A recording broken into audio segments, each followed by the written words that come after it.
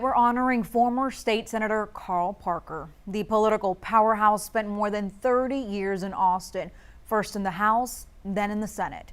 His legislation helped create Lamar State College, Port Arthur, and Orange. And Parker helped turn Lamar into a university. Good evening, everyone. Tonight we sat down with Parker's son and a former colleague. They describe him as one of a kind person and a politician. That legendary lawmaker died Friday around 6 p.m. 12 News reporter Ebony Coleman is here tonight. Ebony, his family, still grieving, still in shock at this point. That's right, guys. Alan Parker says after being a lawyer, a Texas representative, and a senator, his dad leaves behind a huge legacy. The last few days he hadn't been feeling good, and he went to sleep, and he didn't wake up, and it was a peaceful thing. He went on his own terms. Southeast Texas continues to mourn the loss of 89-year-old Senator Carl Parker.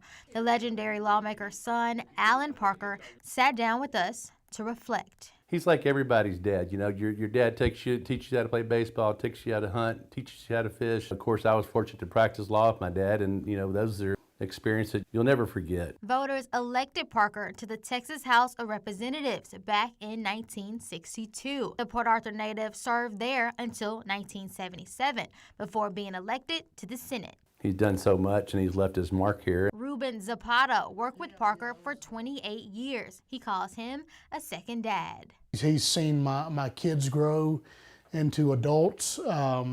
He's always been there for me. Former colleague and former president of Lamar State College, Port Arthur, Dr. Sam Monroe says Parker forever changed higher education in Southeast Texas. Carl worked at the college as a part-time instructor of business law. In 1975, he passed the bill that funded the college with state resources. Monroe says Parker did the same for Lamar State College in Orange and Lamar University in Beaumont. In all, he helped pass more than 400 bills. We believe is a record in Texas history. He was willing to do whatever it took to accomplish the public good he was seeking.